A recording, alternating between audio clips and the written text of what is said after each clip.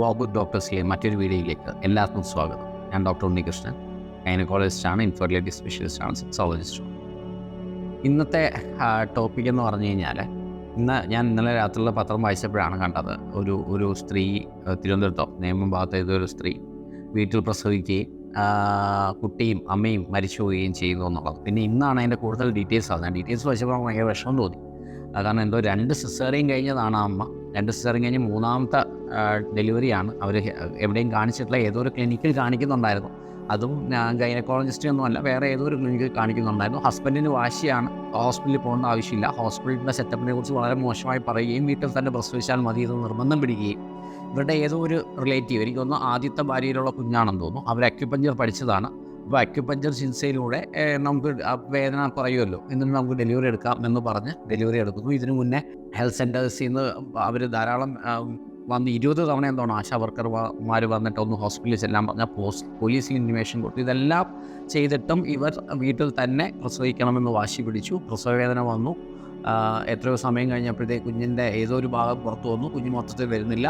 ഒരു മണിക്കൂറോളം വീട്ടിൽ അവർ വീണ്ടും ശ്രമിച്ചു, എന്നിട്ട് നടക്കാതെ ഹോസ്പിറ്റലിൽ എത്തിച്ച സമയം തന്നെ അമ്മയും കുഞ്ഞും മരിച്ചിരിക്കുകയായിരുന്നു. അല്ലേ, അത് നമുക്ക് കേൾക്കുമ്പം തന്നെ ഈ 2024 ഇത് നടക്കുന്നതെന്ന് തോന്നിപ്പോവും. അത്ര വിഷമകരമായ ഒരു കാര്യം. ഇതിനെ മുന്നേ എനിക്കിത് പറയാനുള്ളൊരു കാരണം, ഇത് തൊട്ട് മുന്നേ ഓൾമോസ്റ്റ് ഒരു 5-6 മാസം മുന്നേ ഒരു കുഞ്ഞിൻ്റെ ഡെലിവറി വീട്ടിൽ നിന്ന് എടുത്തു. ഭർത്താവോ അമ്മായിയമ്മയോ ഒക്കെ ചേർന്ന് വീട്ടിൽ നിന്ന് പ്രസവം എടുത്തു. അമ്മയും കുഞ്ഞും സുഖമായിരിക്കുന്നു എന്ന് പറഞ്ഞൊരു ന്യൂസ് പത്രമാധ്യമങ്ങളിൽ വന്നായിരുന്നു.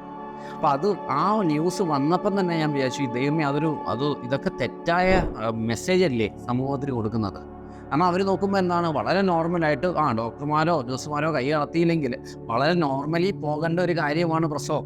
അതിനെ ഇവർ സിസേറിയനിലോട്ടുള്ള അവസ്ഥയിലോട്ടൊക്കെ എത്തിക്കുന്നതാണ് എന്നുള്ളൊരു പിക്ചർ ആ ന്യൂസിൽ കൊടുക്കാൻ സാധിച്ചാൽ, അപ്പം ഇങ്ങനെയുള്ള ഹോം ഡെലിവറീസിന് ഒരു പ്രോത്സാഹനമാണല്ലോ അത് ചെയ്യുന്നത്.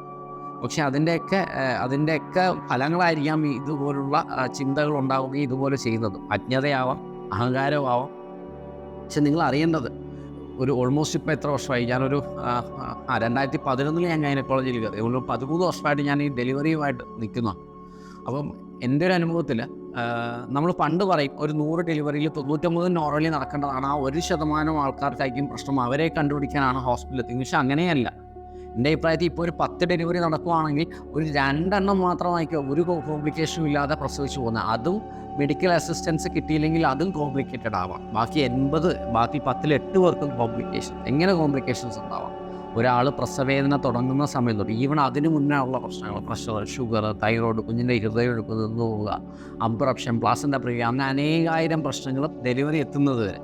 അതിന് ശേഷമാണ് ആ വികസനം തുടങ്ങുന്നപ്പം തൊട്ട്, വെള്ളം പൊട്ടിപ്പോകുന്നത് തൊട്ട്, കുഞ്ഞ് അപ്പിയിടുന്നത് തൊട്ട്, കോട് പുറത്ത് വരുന്നുണ്ടോ എന്നുള്ളത്, തല താഴെയാണോ, തല നേരായ ദിശയിലാണോ, കുഞ്ഞിൻ്റെ തുടുപ്പ് എപ്പം വേണമെങ്കിലും കുറഞ്ഞു പോകാം. എനിക്കൊരു പേഷ്യൻ്റ്, എത്രയോ പേരാണ് അറിയാം, ഒരു വേദന തുടങ്ങി 8 മണിക്കൂർ, കുഞ്ഞ് ആ ഗർഭപാത്രം പൂർണ്ണമായിട്ടും വികസിച്ച് തല താഴെ എത്തി നമുക്ക് കാണാം എന്നൊരവസ്ഥയിലെത്തുമ്പം കുഞ്ഞിൻ്റെ ഹൃദയമെടുപ്പ് പെട്ടെന്ന് കുറയുന്നു. പെട്ടെന്ന് കുറയാന്ന് പറഞ്ഞാൽ ഒരു 110-നും 170-നും വേണ്ട ഹൃദയമെടുപ്പ് പെട്ടെന്ന് 70-ലോട്ടും 60-ലോട്ടും ഒക്കെ പോകുന്നു.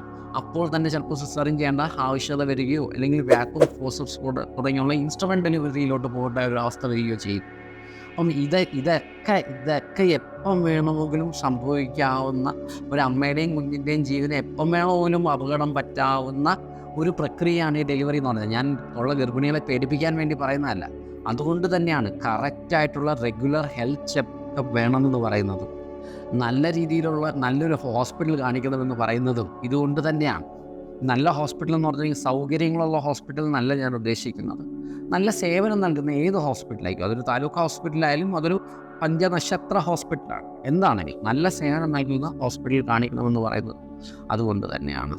അപ്പോൾ ഇനി ഇങ്ങനെയുള്ള ന്യൂസ് ഉണ്ടാവാതിരിക്കട്ടെ എന്ന് ഞാൻ ശരിക്കും മനസ്സുള്ളു തുറന്ന് ആഗ്രഹിക്കുന്നു. ഇനി അങ്ങനെ ആരെങ്കിലും ചിന്തിക്കുന്നുണ്ട്, അതായത് നമ്മുടെ വീട്ടിൽ ഡെലിവറി, നിങ്ങൾ അറിയില്ല നിങ്ങൾ എന്താണ് നിങ്ങൾ ഫേസ് ചെയ്യാൻ പോകുന്നതെന്ന്.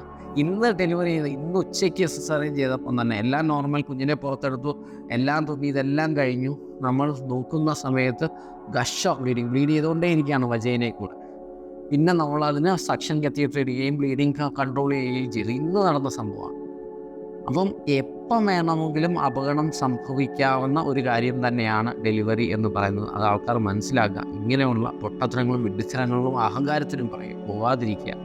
നല്ല ഒരു ഒരു ഫെസിലിറ്റിയിൽ തന്നെ നിങ്ങൾ കാണിക്കാൻ ശ്രമിക്കുക. Thank you so much.